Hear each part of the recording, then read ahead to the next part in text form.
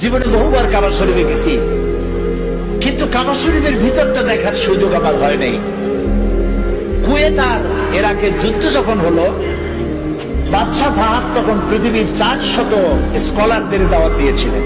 একটা মীমাংসা বৈঠক হয়েছিল মক্কা শরীফে।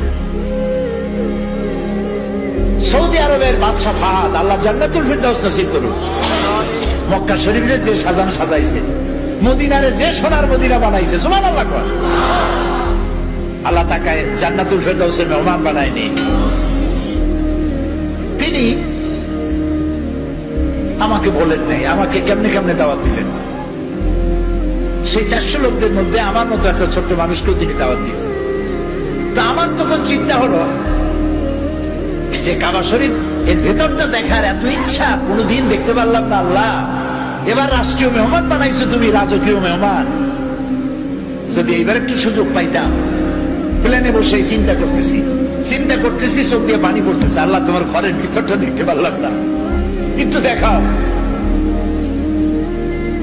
প্লেন থেকে নেমে রাজকীয় গাড়িতে করে চলে গেল মক্কা শরীফে। আমাদেরকে 5 স্টার না 7 স্টার হোটেল দিয়ে দিল।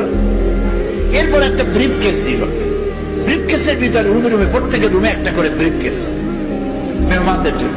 ব্রিফ কেসের ভিতরে 3 দিনের মেহমান আমরা, এই 3 দিন কি কি অনুষ্ঠান আদি হবে সেগুলি লেখা আছে। একটা কলম আছে, খাতা আছে, একটা জায়নামাজ আছে, আর কাবা শরীফের গিলাফের একটা টুকরা আছে।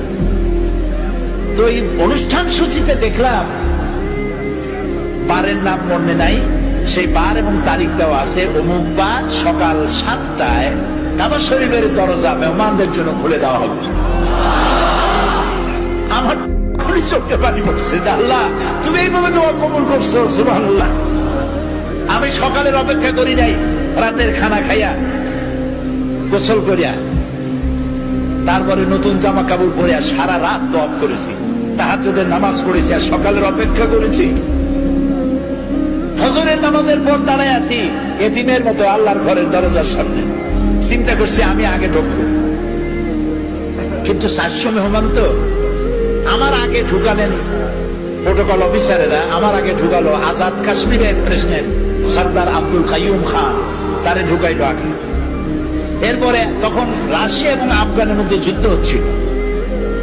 তখন আব্দুর রাব আস-সাইয়াব আর-রাসূল, যিনি কমান্ডার ছিলেন আফগানের, তাকে ঢুকালেন দ্বিতীয়। আর তৃতীয় ব্যক্তি হিসাবে এই গোলামের আল্লাহ ঢুকাইলেন। কাবা শরীফের ভিতরে গিয়ে সুন্নত অনুযায়ী 4 দিক ফিরে কাবার মধ্যে ঢুকলে আর কেবলা একদিক নাই, এখন চারুদিক কেবলা। চারুদিক ফিরে 2 রাকাত নামাজ পড়ে তারপরে সেজদায় পড়ে গেলাম। অর্ধ ঘন্টার মতো সেজদায় পড়ে প্রাণ ভরে কাঁদছি। তারপরে আমার চিন্তা হলো এই ঘরের মধ্যে 20-22 জনের বেশি লোক এক সময় ধরে না। তা আমি তো অন্যদের উপরে জুলুম করতেছি, আমার তাড়াতাড়ি বেরোনো দরকার। আমি উঠলাম, দাঁড়াই আমি দেখতে পাচ্ছি আমার সামনে দাঁড়ানো আহলে হাদিসের তৎকালীন সভাপতি ডক্টর আব্দুল বারী। তিনি আজ দুনিয়ায় বেঁচে নাই, আল্লাহ তাকে জান্নাতুল ফিরদাউসের মেহমান বানায় দিন। আমি দেখছি বুড়া মানুষ, দাড়িগুলি সাদা, চোখ দিয়া পানি পড়ে দাড়ি ভিজে ভিজে পড়তেছে। তিনি আমারে দেখাইলেন, কাবা শরীফের দরজার দিকে আঙ্গুল দিলেন, এদিকে দেখেন। আমি দেখলাম, আমি তো কাঁদতেছি তখনও, দেখলাম আমার চোখটা গিয়ে পড়লো সেখানে যেখানে দরজার উপরে লেখা আছে ওয়াকালা রাব্বুকুম উদউনি আস্তাজিব লাকুম। তোমার রব বলছে তোমার রবের কাছে ডাকো, রবকে বলো, রবকে ডাকো, তোমার ডাকের জবাব তোমার রব দিবেন। আমি আবারও কানলাম আর বললাম, আল্লাহ আমি এতক্ষণ তোমাকে ডেকেছি, এবার জবাব দেওয়ার দায়িত্ব তোমার। আল্লাহুম্মা লা তারুদ্দানা খাইবিন, আল্লাহ তাআলা একেবারে কিছু না দিয়া ফকিরের মতো খালি হাতে ফেরত দিও না বাবু।